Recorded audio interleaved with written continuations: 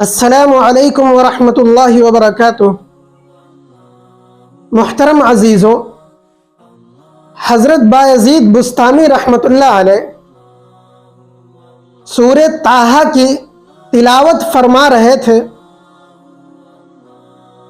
تو جب آپ تلاوت فرما چکے اور سو گئے تو خواب میں دیکھتے ہیں کہ قرآن شریف ہے اور اس پر سنہرے حرفوں سے سورہ طٰہٰ لکھی ہوئی ہے، تو بڑے خوش ہوئے۔ تمہارے خوشی کے خواب میں ہی سورہ طٰہٰ پڑھنے لگے اور شوق میں وہ دیکھنے لگے، تو کیا دیکھتے ہیں کہ ایک جگہ پر کچھ آیات چھٹی ہوئی ہیں۔ اب پریشان ہو گئے، حیران ہو گئے کہ یہ کیا معاملہ ہے۔ تو اللہ رب العزت نے خواب میں ہی ان کی مدد فرمائی اور ذہن میں یہ بات ڈالی کہ جب تم قرآن پڑھ رہے تھے، تلاوت کر رہے تھے، تو قریب سے ایک واقف انسان گزر رہا تھا۔ جب وہ قریب آیا تو اس نے تمہاری تلاوت کو سنا، تو تمہارے دل میں یہ خیال آیا تھا کہ یہ شخص قرآن سن رہا ہے، اسے خوشی ہوئی ہوگی، ہماری تلاوت کو سن کر یہ خوش ہوا ہوگا۔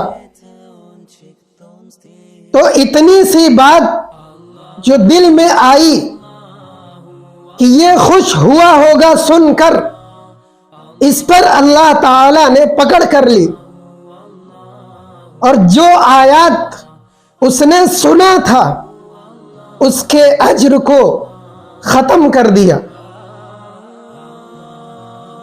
میرے عزیزوں، یہ لوگ بڑے تھے، اللہ والے تھے، اللہ سے محبت کرنے والے تھے، اللہ ان سے محبت کرنے والا تھا۔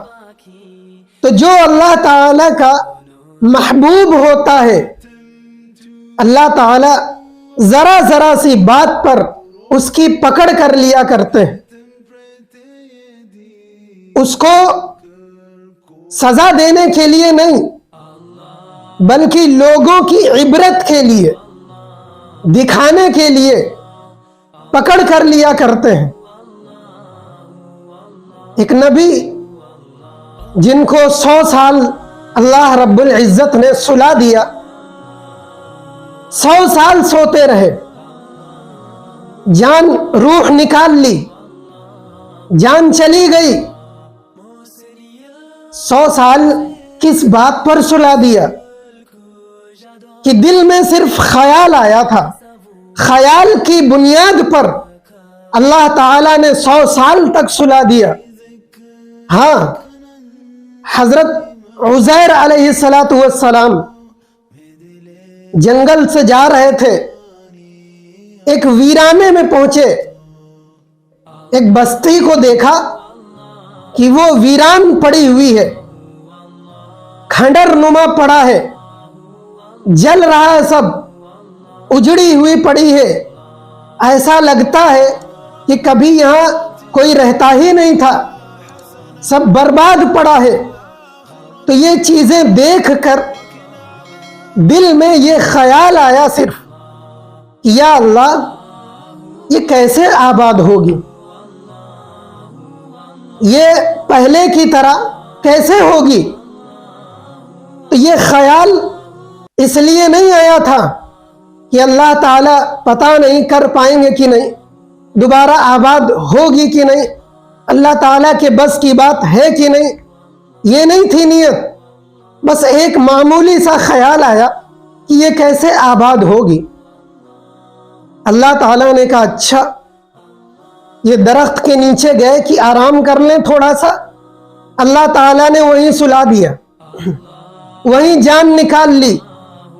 100 سال کے بعد پھر روح ڈالی، زندہ ہو گئے، تو اللہ رب العزت نے فرمایا کہ جاؤ ذرا اس بستی میں۔ تو جب یہ گئے وہاں تو دیکھا وہ تو شہر کا شہر آباد ہے۔ تو یہ نبیوں کو اللہ تعالیٰ نے دکھایا، اولیاء اکرام کو اللہ تعالیٰ دکھاتے تھے، یعنی جو اللہ رب العزت کا مقرب ہوتا تھا، اللہ رب العزت ذرا ذرا سی بات پر اسے دکھا دیتے تھے کہ دیکھو میں کون ہوں۔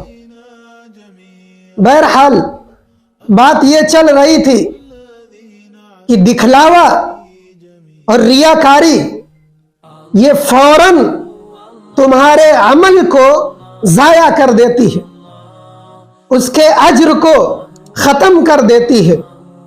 اے اللہ، ہم سبھی کو ریا سے، دکھلاوے سے، حسد سے، بغض سے، کینہ عداوت سے، جھوٹ سے، مکر و فریب سے، دغا بازی سے، دھوکے سے، چوری سے، چھوٹے بڑے سارے گناہوں سے ہم سب کی حفاظت فرمائے۔